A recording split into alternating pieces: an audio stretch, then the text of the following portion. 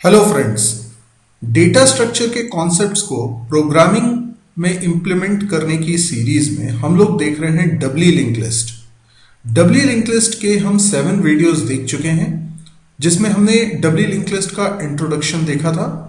हमने देखा था उसमें insertion as a first node, after a particular node, as a last node कैसे करते हैं, किसी पर्टिकुलर नोड को फाइंड कैसे करते हैं, और हमने ये भी देखा था कि कैसे हम शुरुआत में या लास्ट में नोड को डिलीट करते हैं। आज हमको देखना है डिलीशन ऑफ इंटरमीडिएट नोड, यानी जिस नोड को हमें डिलीट करना है वो बीच में से कहीं पर भी हो सकता है। तो आइए पहले हम इसका कॉन्सेप्ट समझते हैं, लॉजिक समझते हैं कि हम क्या करने वाले हैं। जैसे ये एक डबली लिंक लिस्ट है और मैंने एग्जाम्पल के लिए इसमें 4 नोड्स बनाए हुए हैं, पर लिस्ट में कितने भी नोड्स हो सकते हैं। सपोज करिए कि आपके पास एक पॉइंटर है ptr, और वो ptr पॉइंटर उस नोड को पॉइंट कर रहा है जिसको आपको डिलीट करना है। आप देख सकते हैं यहां पर मैं बात कर रहा हूं तीसरे नोड की, और ये नोड एक इंटरमीडिएट नोड है, ना तो शुरुआत का नोड है ना आखिरी का नोड है। तो इसको डिलीट करने में क्या चैलेंजेस हैं? सबसे पहली बात यह है कि अगर ये डिलीट हो जाएगा तो ये लिंक लिस्ट बीच में से ब्रेक हो जाएगी, क्योंकि जो इसके पहले वाला नोड है, अब देखिए आपकी सहूलियत के लिए मैं नोड्स को नंबरिंग दे देता हूं ताकि मैं इन नंबर से आपको इनके बारे में कह सकूं। तो हमें तीसरा नोड डिलीट करना है। तीसरे नोड का एड्रेस दूसरे नोड के नेक्स्ट पॉइंटर में है। हम जानते हैं ये नेक्स्ट पॉइंटर है जो इसके अंदर वेरिएबल बना हुआ है, और ये प्रीवियस पॉइंटर है जो इसके अंदर बना हुआ है। तो नेक्स्ट पॉइंटर में तीसरे नोड का एड्रेस है। अगर तीसरा नोड डिलीट हो जाएगा तो नेक्स्ट पॉइंटर अभी भी अगर तीसरे नोड को पॉइंट करता रहेगा तो ये डैंगलिंग पॉइंटर बन जाएगा। हम ये चाहते हैं कि अगर तीसरा नोड डिलीट हो तो दूसरे नोड का नेक्स्ट पॉइंटर पॉइंट करने लगे इस चौथे नोड को। इसी प्रकार से चौथे नोड का जो प्रीवियस पॉइंटर है वो तीसरे को ना पॉइंट करे बल्कि दूसरे को पॉइंट करे। इतना चेंज हमको करवाना पड़ेगा, लेकिन इसमें कई सारे केसेस हो सकते हैं। वो ये सकता है कि जिस नोड को आपको डिलीट करना है बाय चांस वो लास्ट नोड हुआ, या बाय चांस वो फर्स्ट नोड हुआ, बाय चांस लिस्ट में एक ही नोड है। तो ऐसे कई सारे केसेस बन सकते हैं, हमें उनके बारे में भी सोचना होगा। लेकिन सबसे पहले हम नॉर्मल केस देखते हैं, जैसा कि इस डायग्राम में दिख रहा है। अब इसमें मुझे क्या क्या स्टेप्स करनी पड़ेगी। मुझे चाहिए कि सेकंड नोड का एड्रेस मेरे पास हो और फोर्थ नोड का एड्रेस मेरे पास हो। फिलहाल मेरे पास थर्ड नोड का एड्रेस है, तो मैं क्या क्या चेंजेस कर सकता हूं। मुझे सबसे पहले सेकंड नोड के नेक्स्ट में चेंज करना है, तो मैं लिख सकता हूं ptr प्रीवियस। तो मैं किसकी बात कर रहा हूं? सेकंड नोड की। सेकंड नोड के नेक्स्ट में क्या असाइन करूं? सेकंड नोड के नेक्स्ट में मतलब ये सेकंड नोड का ये जो नेक्स्ट नाम का वेरिएबल है इसके अंदर चौथे नोड का एड्रेस रखना चाहिए। चौथे नोड का एड्रेस अभी किस में रखा हुआ है? तीसरे के नेक्स्ट में। तो मैं लिखूंगा ptr नेक्स्ट। ठीक, इससे क्या हो जाएगा?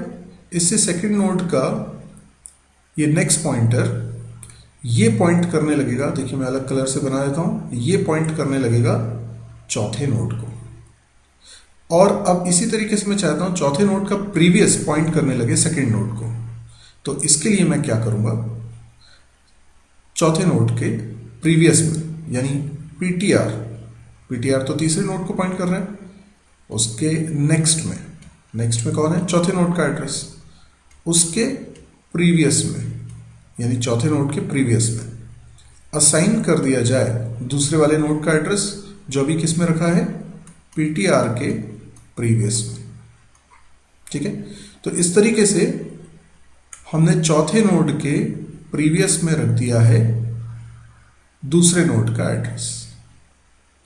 अब देखा जाए तो तीसरा नोड सेफली रिमूव किया जा सकता है। तो हम अगली स्टेप क्या लिख देंगे? Free ptr। तो ये तीसरे नोड की मेमोरी रिलीज हो जाएगी और लिस्ट बाकायदा मेंटेन रहेगी। तो ये तो हो गया हमारा नॉर्मल केस। अब जरा देखिए और कौन कौन से केसेस हो सकते हैं। सबसे पहले देखते हैं कि लिस्ट में अगर एक ही नोड हुआ तो क्या करना है। तो फिर यही तीसरा नोड एक्चुअल में एकमात्र नोड होगा, यानी पीटीआर जिसको पॉइंट कर रहा है वही एकमात्र नोड होगा। तो एक केस ये बनता है कि लिस्ट में एक ही नोड है ना। एक तो ये भी केस बनता है कि लिस्ट एम्प्टी है। लिस्ट एम्प्टी है तो पीटीआर तो इनवैलिड हो जाएगा। लेकिन अगर लिस्ट में एक ही नोड है और उसी को हमें डिलीट करना है तो हम कैसे चेक कर सकते हैं? इफ स्टार्ट एरो, अब स्टार्ट जिसको पॉइंट कर रहा है वही नोड अकेला नोड है, तो उसके नेक्स्ट में क्या होगा? नल, राइट। अगर नल होगा तो इसका मतलब एक ही नोड है। अगर एक ही नोड है तो सिंपली ये करिए कि स्टार्ट में नल रख दीजिए ताकि लिस्ट अब एम्प्टी हो जाए और फ्री कर दीजिए पीटीआर को। ठीक है, ये हो गया। अच्छा, अगर जिस नोड को मुझे डिलीट करना है वो लिस्ट का आखिरी नोड हुआ, ठीक है, आखिरी नोड हुआ तो क्या करेंगे? तो एक केस और देख लेते हैं। अगर वो आखिरी नोड हुआ तो ये जो अभी हमने मेन केस समझा था उसमें एक स्टेप कम हो जाएगी। देखिए, अगर तीसरा नोड ही आखिरी नोड होता तो सेकंड नोड के नेक्स्ट में हमें क्या रखना पड़ता? नल, जो कि तीसरे नोड के नेक्स्ट में रखा हुआ है। तो यानी पहली स्टेप तो एज इट इज जाती। दूसरी स्टेप में मुझे चौथे नोड के प्रीवियस में चेंजेस करना है, पर चौथा नोड तो है ही नहीं ना, तीसरा नोड ही आखिरी नोड है, तो ये वाली स्टेप की जरूरत नहीं होगी। Got it? इसको मैं सिंपली रिमूव कर सकता हूं। तो ये जो दो स्टेप्स हैं बस इन्हीं दोनों को आप यहां पर लिख लेंगे तो ये हो जाएगा। ये कौन सा केस है? जब आखिरी नोड के रूप में डिलीशन होना है। तीसरा केस क्या हो सकता है? अगर जिसको हम डिलीट कर रहे हैं वो पहला नोड है, फर्स्ट नोड है, ठीक है, और आगे और भी नोड हो सकते हैं, तो हमें क्या करना है? हमें ये करना है कि जिस नोड को हम डिलीट कर रहे हैं हम ये चेक कर लें कि क्या वो पहला नोड है, पीटीआर एरो प्रीवियस नल है क्या? देखिए, अगर प्रीवियस में नल होगा तो इसका मतलब है कि वो पहला नोड है। अच्छा, पहला नोड है तो क्या करना चाहिए? करना ये चाहिए कि स्टार्ट के अंदर असाइन कर देना चाहिए पीटीआर एरो नेक्स्ट। मतलब ये कि जो पीटीआर यानी जिसको मुझे डिलीट करना है पहले नोड को, उसके नेक्स्ट में क्या रखा है? सेकंड नोड का एड्रेस, और सेकंड नोड का एड्रेस हमें किस में पहुंचा देना है? स्टार्ट में पहुंचा देना है।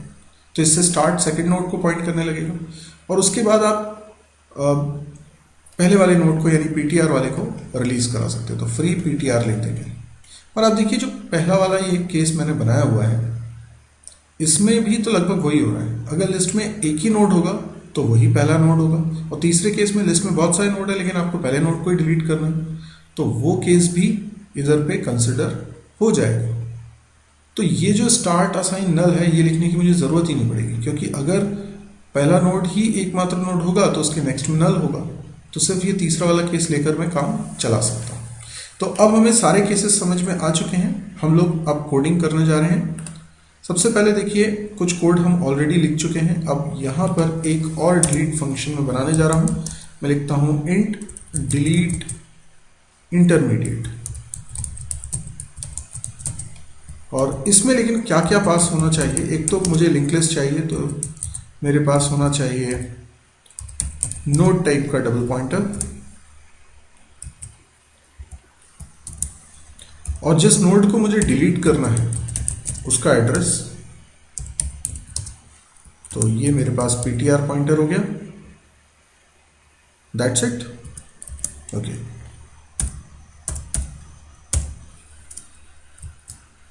अब इसकी कोडिंग मैं करने जा रहा हूं।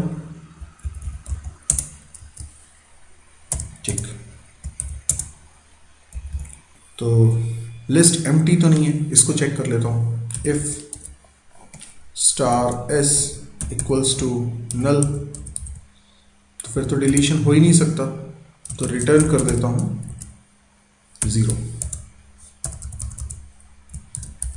अच्छा, ऐसा भी नहीं है तो फिर क्या केस बनता है? हो सकता है जो अभी हमने दो केसेस समझे, पहला और तीसरा, कि जिस नोड को डिलीट करना है वही पहला नोड है, तो पीटीआर के प्रीवियस में नल होगा।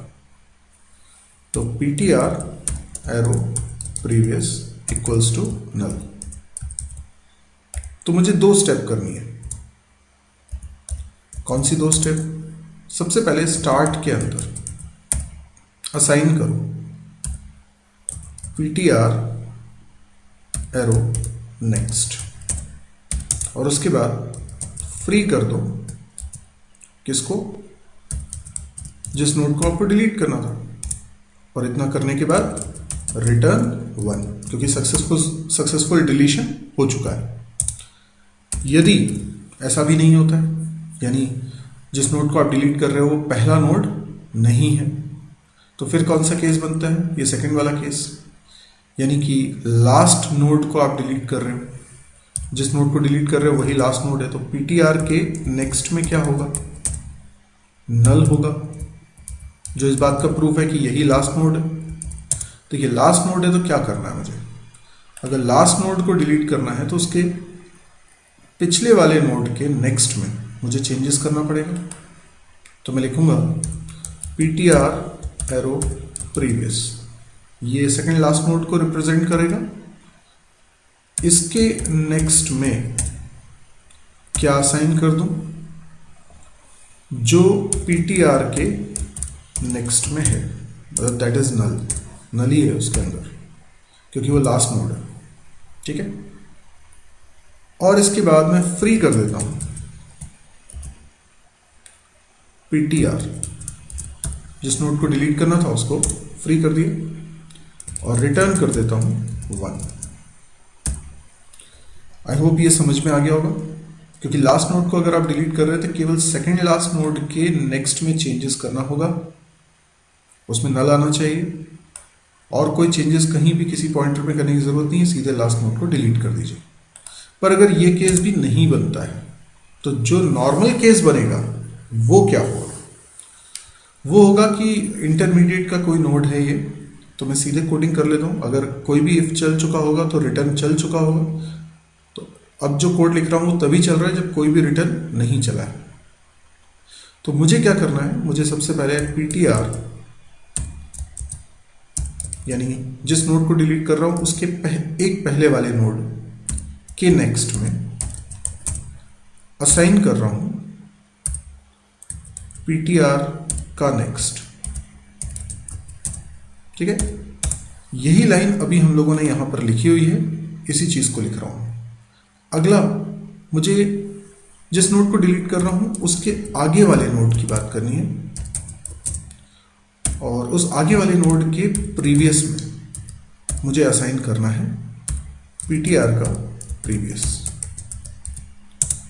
That's it. अब सारे पॉइंटर मैनिपुलेशन हो चुके हैं।